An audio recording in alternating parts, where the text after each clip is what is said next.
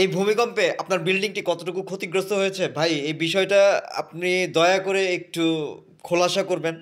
এটা একটু ভিডিও করবেন, সবাই ভিডিও করে একজন একজনের সাথে চেক করবেন। যদি কারো বিল্ডিংয়ে ফাটল ধরে, বেঁকে যায়, হেলে যায়, কেউ লুকাবেন না ভাই। এটা চাইলে কিন্তু এমনভাবে কিছু কিছু জায়গায় ফাটল ধরা থাকে যে প্লাস্টার করে আপনারা চাইলে ঢেকে ফেলতে পারেন। এই ধরনের করলে আসলে লসটা আলটিমেটলি আপনাদেরই। আমি যারা ভাড়াইটিয়া শ্রেণীর লোকজন আছেন আপনাদের দৃষ্টি আকর্ষণ করছি, যদি কোনো ঝুঁকিপূর্ণ থেকে থাকে ভাই সবাইকে জানান। মানে কোনো কিছু গোপন করেন না। আমরা আমাদের দেশের কিন্তু একটা আমাদের ট্রেন্ড আছে যে আমরা গোপন করি, আমরা এড়িয়ে যাই, আমরা মানে শাক দিয়ে মাছ ঢাকি, আমরা মানে আমরা অনেক কিছুই বলতে গেলে যদি কেউ বলতে যায় তাকে উল্টা থামিয়ে দেই যে না না না না, বেশি বুঝো না, বেশি বলা যাবে না, হ্যাঁ এগুলো গোপন রাখতে হবে। এইভাবে এরকম টেন্ডেন্সি কিন্তু আমাদের দেশের আছে ভাই। তো মানে এই ইস্যুটাকে কেউ ফেলে দিয়েন না দয়া করে। কোটি কোটি টাকা যদি লস হয় হোক, ঠিক আছে। আমি জানি একটা বিল্ডিং করতে অনেক কোটি কোটি টাকার ব্যাপার স্যাপার আছে। এক্সট্রিম লেভেলের ফাটলগুলো যেসব বিল্ডিংয়ে হয়েছে সেসব বিল্ডিংগুলোকে অনেক সময় দেখা যাবে যে পুরোপুরি ভেঙে ফেলে আবার নতুন করে করতে করতে হবে, এই ধরনের নির্দেশনা মানে দেওয়া লাগতে পারে। হ্যাঁ, এখন কোন ফাটলের কি নির্দেশনা সেটা আপনি আমরা কেউ জানি না, জানেন না একজন ভালো ইঞ্জিনিয়ার সাহেব। সো ভাই, কেউ এড়িয়ে যাবেন না ভাই। হ্যাঁ, দয়া করে সবার প্রতি, আমার ঢাকাবাসীর প্রতি থেকে শুরু করে চিটাগাংবাসী, ঢাকাবাসী, পুরো বাংলাদেশের যারা বিল্ডিং আছে যাদের, ভাই আপনারা টাকার দিকে তাকাবেন না, আল্লাহর রাস্তে টাকার দিকে তাকাবেন না। আপনারা ভাই দয়া করে একটু ইনফরমেশনটা দিবেন, রিস্ক নেবেন না ভাই। ওই যে অনেক ঘটনা আছে বাংলাদেশে, অ্যাক্সিডেন্টাল ঘটনা আমরা এড়িয়ে যাই, মানে গোপন করি আমরা, ওই গোপনটা করবেন না।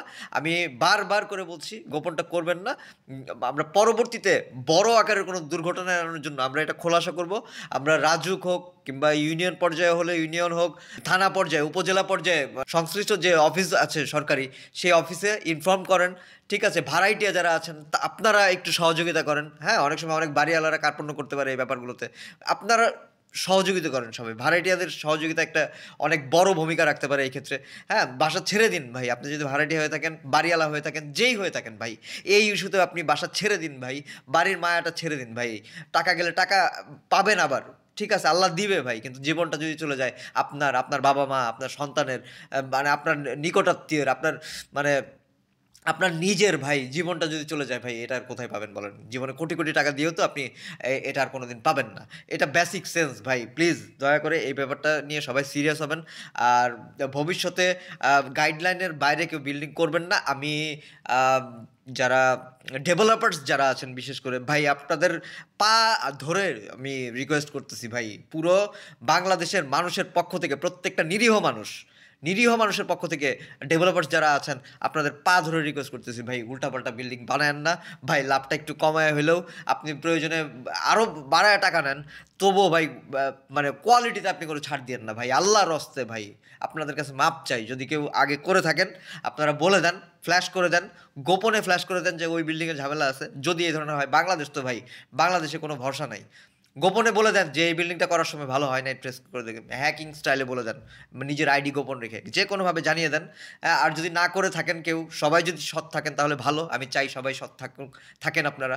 আর ভবিষ্যতে যারা এখন কাজ শুরু করতে যাচ্ছেন ডেভেলপার্স ভাই, আল্লাহর হস্তে লাভ আপনি 3 গুণ করেন, আরও 3 গুণ করেন, গলায় পাড়া দিয়ে টাকা সব বের করে নেন ভাই, কিন্তু জিনিসের কোয়ালিটিটা আপনি খারাপ দিয়েন না। আর উচ্চতল ভবনের দিকে আমরা না গিয়ে আমরা এক্সপ্যান্ড করার হয়তো বা প্ল্যান করতে পারি। এত বহুতল ভবনে যেন আমরা না যাই, 4 তলা 5 তলার উপরে বাসলে আর অনুমোদন না দেওয়াই ভালো। ঠিক আছে, কমার্শিয়ালগুলোর যে জায়গায় আমরা 120 তলা 140 তলার দিকে আমরা ধাবিত হচ্ছি দিনে দিনে, আমাদের প্ল্যানগুলো ইন ফিউচার আসছে। সো আমরা দেখেছি ইতিমধ্যেই ওয়ার্ল্ডের যে উঁচু উঁচু ভবনগুলো, এগুলোই কিন্তু মানে ধসে পড়াটা খুবই ইজি। হ্যাঁ, আপনারা মানে এই লোডটা যদি ক্যালকুলেশন করেন আপনারা একটা উঁচু ভবনে, ধরেন বাংলাদেশের একটা প্ল্যান শুনেছি যে 100 কত তলা যেন হবে, সেই উঁচু যত উঁচু হবে, বেসিক সেন্স ভাই, যত উঁচু হবে তত লোড পড়বে এক জায়গায়, আর সেই লোডটা যদি দুলতে থাকে ভাই ভেঙে পড়বে ভাই। সো বিল্ডিংগুলো যত নিচু থাকবে তত আমরা একটু সেফ থাকবো বলে আমি মনে করি। আর যদি স্ট্রেন্থ বাড়াই, আমরা যদি স্বচ্ছতা রাখি আমাদের কাজে কর্মে, আমরা ওই যে নিচে মাটির নিচে পাইলিংয়ের যা যা যা করণীয়, এই ব্যাপারগুলো যদি মাথায় রাখি, আরও লেটেস্ট আর্থওয়ার্কের জন্য লেটেস্ট ভার্সন বের হয়েছে, এইগুলো নিয়ে রিসার্চ করে নতুন নতুন বিল্ডিংয়ে যদি আমরা সেগুলো ইমপ্লিমেন্ট করি, হ্যাঁ, আমরা যদি মানে সততা বজায় রাখি আমাদের বিল্ডিংটা করার সময়, মানে সৎভাবে আমরা যদি মানে কোয়ালিটিটা মেনটেন করি ভাই, ভাই আমার আমার যে কোনো সময় 10-11 মাত্রায় ভূমিকম্প হতেই পারে ভাই। আমরা দেখেছি 2, 3, 4 থেকে 5 থেকে এখন মানে 7 ও হয়েছিল মাঝখানে। আজকে যে অনেকক্ষণ ব্যাপী হয়েছে, এটা যদি 10 এ যে হয়, 9 এ যে হয়, 11 তে যে হয়, ভাই, ভাই রক্ষা নাই ভাই। আল্লাহর হস্তে ডেভেলপার্সরা, আমি বারবার বলছি, আপনারা ভাই আমার কথাটা একটু মাথায় রাখবেন ভাই। আসসালামু আলাইকুম।